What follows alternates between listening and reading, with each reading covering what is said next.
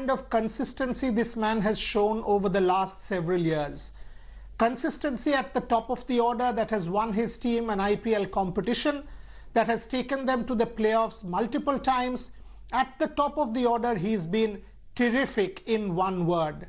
David Warner, welcome to the show. Plenty to talk about, but most importantly, the tournament has happened. All of you are finally back to playing cricket. Whoever wins, first thoughts now that 1 month has passed, your first thoughts on this tournament and how successful and important it is for world cricket. Yes, thanks, Boris, for allowing me to come on the show, and thank you for your kind words. You're always very, very kind to me.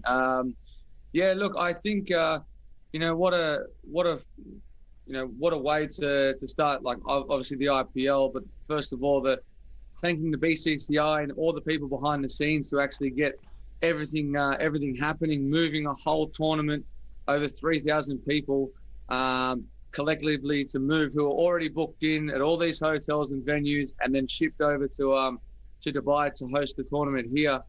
Obviously, Dubai is no stranger to holding tournaments, but obviously when you only get a couple of weeks to prepare, they were always happy to take the IPL, and so far it's going extremely well, and us players are extremely grateful for being able to be back on the park and playing the game that we love, and putting smiles on people's faces back at home during these unprecedented times. You are such a great ambassador for the sport, David Warner. I mean, every time we see you on television, the intensity that you bring, the passion that you bring is infectious to the sport. And every youngster, whether it is a Priyam Garg in your team or an Abhishek Sharma, should model themselves on the intensity and passion that you bring to the table. So far, it's been a checkered campaign. Are you confident you can still bring it on track? Because as leader and batsman, you hold the key in several ways for your team. Yeah, look, it's a great question that you point out there with the youngsters and aggression. There's obviously a difference between, the aggression with body language when you're out there. When you're batting, your loud calling, your intent between wickets. They're the things that we try to educate anyone that sort of comes into our sort of inner sanctum, I must say. And those guys are extremely well. They're strong, they're athletic, they're fast, and I love their talent. They're special kids. Obviously, we're halfway through the tournament. We need to win, I think, 4 out of 6. But one thing that I love about this game is the unknown. And also, when people have their backs up against the wall, and you can play with more freedom, because if you lose a couple, then you're out. So that can spark everyone. My team, our team, is in great spirits. We're really enjoying being back on the park. We're thankful we've got fantastic franchise owners that understand the game, that really realise that, you can have back-to-back losses, you can have back-to-back wins. But at the end of the day, we have to go back to the drawing board, regardless if you win or lose, and work out how you're going to defeat the next opponent.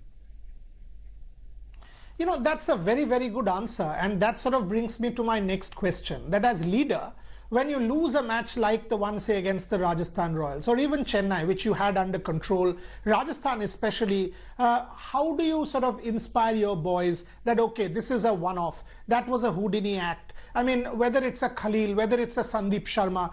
For example, the way Sandeep Sharma came back in that Chennai game after the Rajasthan game talks about leadership also. What is your philosophy of leadership? How do you turn things around, David Warner, after a loss? And for the next half of the tournament, how do you motivate your boys? Yeah, I think you got to keep it really simple and try and take as many positives as you can out of those 2 games. We always pride ourselves on obviously our death bowling and getting off to a good start with the bat. This tournament so far, we've had to sort of work the other way around, and through the middle, we've lost some early wickets, and then we've obviously let a couple of games slip with the ball. So they're little basic things. It's just execution. Probably the deliveries at the wrong times, probably too many of the one delivery. And the bowlers know that. We had a good 15-minute individual chat with each of the bowlers the other day before the Chennai game, and we asked them, where would they bowl, what's the right lengths to bowl, and then we showed them their pitch map just to give them a visual sight of what they're trying to do and where the ball's actually landing. So the great thing for me is Sandy, Sandy came to me and asked, if he could have, say, a third man to Shane Watson. And in this tournament, no people are really fielding it a third man unless you're Jofra Archer. And I allowed him to do that with both him and Faf. And he just said to me to believe him and believe in his lengths. First ball, Faf, he nicked off. And I was like, well done. No. And then what he did, he brought third man up, set a different field for Ambiti Radu. So the thing that there is that's showing leadership himself by coming to me and asking to have a little bit of leeway when he was out there. And I said, that's fine. You own your 24 deliveries. And that's the message I keep giving across to these bowlers. You're accountable for your 24 deliveries. And they love that. They love that responsibility. Brilliant captaincy. I mean, the fact that what you just told me, I can say that's, you are empowering your boys. You are giving them the confidence. This is the hallmark of a true leader. One thing might be an issue for your team is the lack of a power hitter. I mean, and we've discussed this, Kane Williamson, tremendous batsman and leader, but are you missing a power hitter? And what is the solution? Can Abdul Samad step into the fore? Can Abhishek Sharma do the job for you? What is your thought process for the rest of the tournament? Because that is one area you might need improvement. Yeah, right there, Boria. These are the questions that are going to be raised in the team meeting, I'm pretty sure, the team selection meeting. They're obviously going to be talking about that issue right there. The hardest thing about this franchise stuff is that IPL you can only play 4 overseas. It's very difficult with our lineup and what we have with our structure to try and fit someone else in. That is the ultimate question from last game, was whether or not play Nadeem or Abhishek. Would Nadeem benefit out of going, maybe 1 or 2 for 25 rather than the 2 part-time bowlers going for, 40 plus? So they're the things that we're going to have to tinker with. And then whatever we do settle with, I think we have to have that momentum. So give back-to-back games to that team to see how it works. Because if it doesn't work, we're out. So we just might as well keep working hard with that team that we do put on the park. There might be some disappointed people as well, but that's the game of cricket. You have to understand that it's the best thing for the team. We just got to accept that. Okay, coming to you again. One thing, batting, leave aside for a second. I mean, obviously you're a champion, and I will ask a couple of questions there. But the one thing that every youngster who watches you, Virat Kohli, AB de Villiers and Johnny Bairstow do together is running between the wickets. That is just, exhilarating to watch in those temperatures. Even after you field for 20 overs and you're throwing yourself around every ball, when you come out to bat, the way you run between the wickets is a lesson for any youngster watching the game. Day in, day out, you are able to do that. It is special. Can you give me an insight into this aspect of your game that every youngster in your team from India should learn from you? Yeah, from my point of view, the understanding about smart cricket. So outside the first 6, you don't have to take those risks. I'm not like a Kieran Pollard or a Hardik Pandya. I just can't go out there for the team's point of view and just try and hit 6s. They have the luxury to do this. So we need to, for me, I believe if I can get 6 2s, there's 12 runs off the over. If you can do that for 4 or 5 overs in a row, yeah, you're going to be tired, but I'm trained for that. I've worked my backside off for years and years and years to be able to do that. So you take out those risks by being able to hit 2s, and then what happens is you might get a boundary ball. So it's all about thinking and the thought process behind it. That's like having an extra string to your bow, being able to run fast 2s. And it's great to have guys at the other end who are able to do that as well. But in saying that, you as a partner have to be able to communicate and trust each other's calls. That is what I've got with Johnny when we're batting together. I haven't batted too much with the other guys yet down in the middle, but they understand, when I call 2, doesn't necessarily mean it's going to be 2. It's you're looking for that 2. So they're the things that you have to actually work on when you're out there. But the physical side of this game, is important with big boundaries through the middle. You here in Dubai especially, it's 85 metres. Yeah, you can hit 85 metres, but it's a high-risk shot because you have to hit it so clean to clear the fence. Now, if you've got the option to run 2s in that middle period, It's risk-free. That's from my point of view. The bigger guys, they can definitely try and take the boundaries on. Super. I mean, now to a bit of a critical one, Devi, and I want your thoughts on this. Virat Kohli is on record taking the point from your game against Chennai and that Paul Rifle call of a wide. And he says, captains should now have the opportunity, should review wides and waist-high full tosses. Because one such ball, if Rashid Khan got that for 6, that match could have gone anyway or either way. So Virat is on record saying captains should now have the opportunity to review these. Your thoughts on this? Because one ball, we know, in this format can take the game other way or any other way. Umpires can make mistakes. Paul Rifle did. On television, it was proved. So your thoughts on Virat's comments? Yeah, look, I think having seen the other day, I know that players, myself guilty, when the bowler bowls a bouncer and we think it's, it should be a wide, you do question, where's the consistency? But as we've sat through these captain meetings plenty of times, they still want to keep a human element component to the game, which I know with technology, it's all there, right? It's there to use. But what people have to understand is, if we're talking about, as captains being down in overs and time, and you're going to lose, a couple of lack here and there if you're late, well, you're going to slow the game a lot more down. So, in that case, they're saying waist high, no balls. They'll always check if you're out only. So you can't review that. I find wide calls, look, that could be a third umpire decision as well. Now as well, we've given the no balls. I think if they feel like it's a wide, I always had this argument, you have the wide line, a bowler's bowling this way. Now, where does it cut the wide line? The front of the wide line or the back of the wide line? So there's so many variables in this. There's no right or wrong answer. I just think the other day with MS, at that point, I know he would have been frustrated if it was called a wide, but the simple fact was it was a wide. The umpire was going to call a wide, and he changed his mind by looking at the opposition captain's body language. Now, I'm not saying this because it was MS Dhoni. It was because the captain was in the sight of the umpire right behind him. So he's behind there as wicketkeeper. He can see that. So he's showing his frustration, which we all do that. We all do that at times as captains. We show our frustration.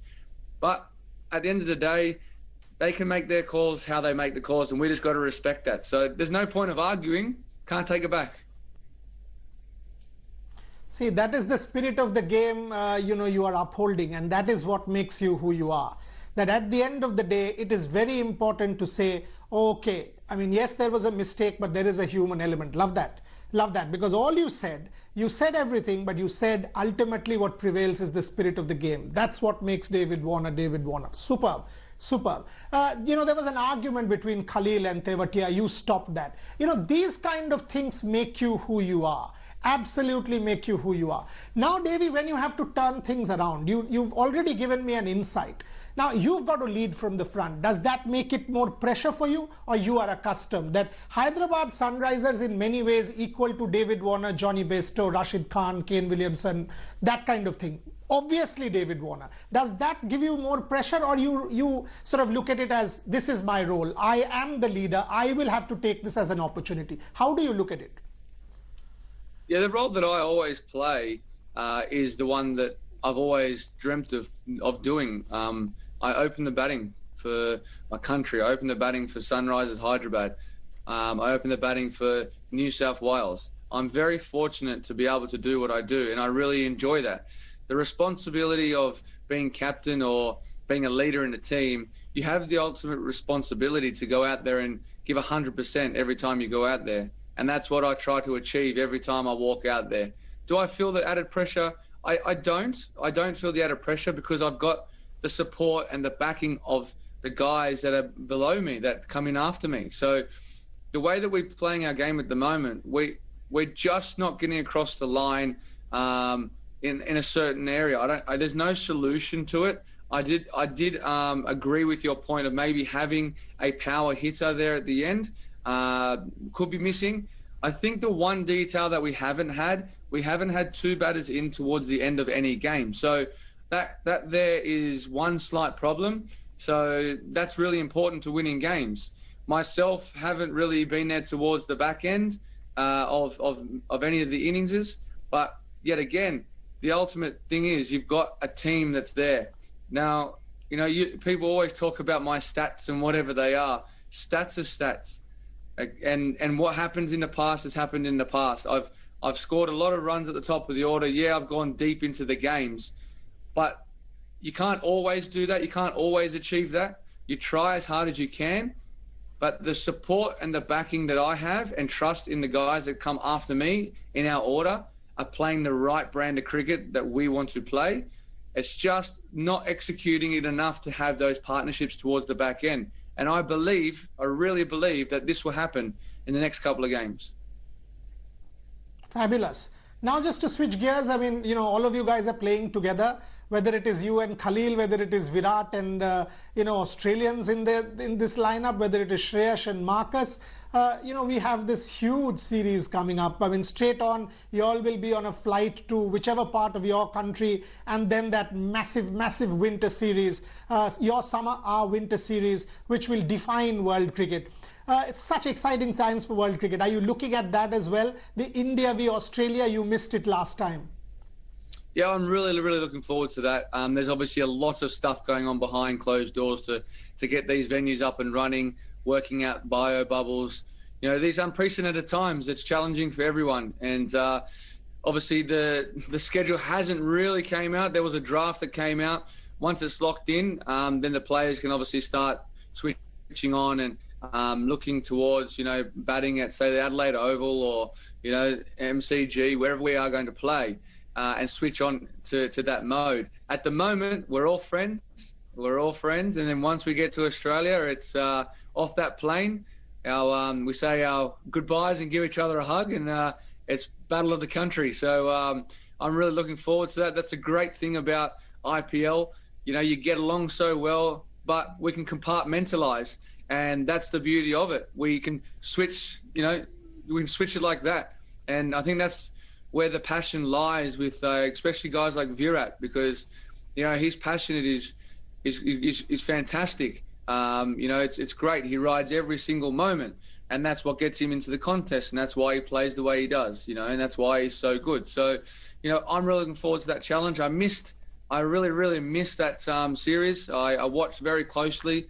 But at the moment, the thing I'm seeing is that there's a few injuries floating around as well. So, that's what comes with, playing no cricket, not being able to get out there.